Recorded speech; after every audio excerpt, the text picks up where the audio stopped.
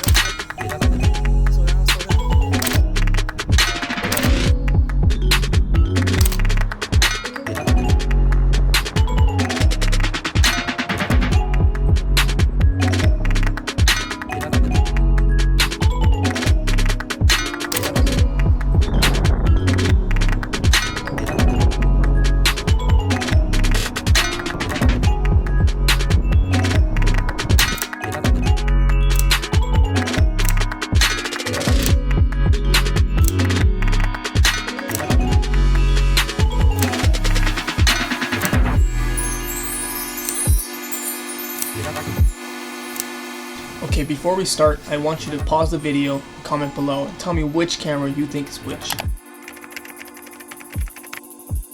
Both of the camera qualities on these phones are amazing. They are both highly capable and very sharp when it comes to image quality. If you chose camera 1 as the iPhone, you are correct, which leaves camera 2 to be the Pixel 3. This is a Pixel 3 image. This is an iPhone image. That is sharp. That's pretty impressive if you ask me. This is the Pixel image. Here is the iPhone image. That's again very sharp. This is an image from the Pixel. Very sharp. You can even see little water droplets on the leaves themselves. Look at that. That's pretty cool. Here is the iPhone image. Oh my. Oh wow, that's really nice. I think that's a lot sharper. Yeah, that's crispy. Here is a Pixel image of a landscape shot. Let's take a look at these buildings. It's not bad. Not bad at all. Here's the iPhone landscape picture, and let's take a look at the buildings as well. I would say a little bit more blurry than the Pixel. We're playing at full playback here.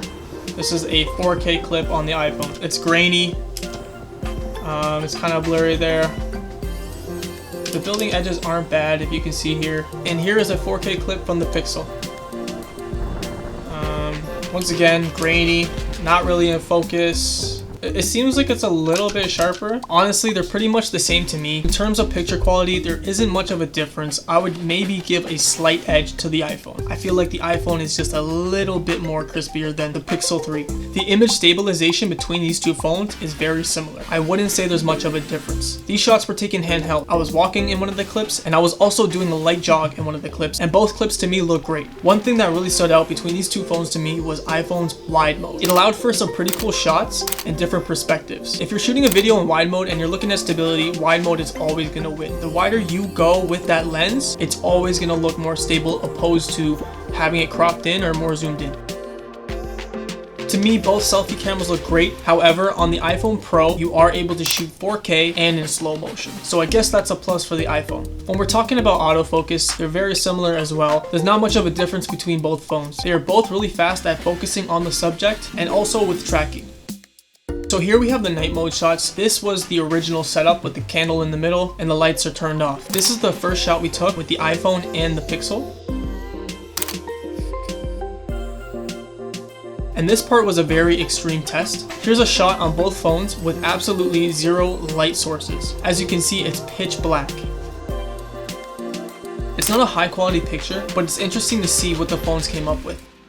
Overall, I would give a minor edge to the iPhone 11 Pro, but not by far. The image quality on both phones is amazing, especially for today's standards. I would even say the image quality of pictures from these phones are getting comparable to some types of DSLR cameras. Video-wise, I don't think they're there yet, but still impressive. So, question is, do you buy the 11 Pro or something like a Pixel 3? As of right now, the iPhone Pro is going to cost you $1379, opposed to the Pixel 3, which is $729. You can even get the Google Pixel 3, not the XL, and you'll still get the same image quality as the XL version. Now that's a big price difference. Personally for me, considering the price point and the differences between the image qualities, which isn't much, I would just stick with my Pixel 3 XL. But if you're someone who has a Mac, an Apple Watch, and your workflow or your personal information is all tied up into the Apple universe, maybe the Apple 11 Pro is a better pick for you. You do have additional features on the iPhone 11 Pro that the Google Pixel 3 does not, like Face ID, 4K selfie, slow-mo selfie. I want to hear from you. Tell me down below what you think. Was there a big difference? Is there a difference at all? Did I miss anything? I hope this video helps. If you like videos like these, maybe give it a like and consider subscribing to my YouTube channel. I'm going to be trying to post more content like this. I hope this video helped.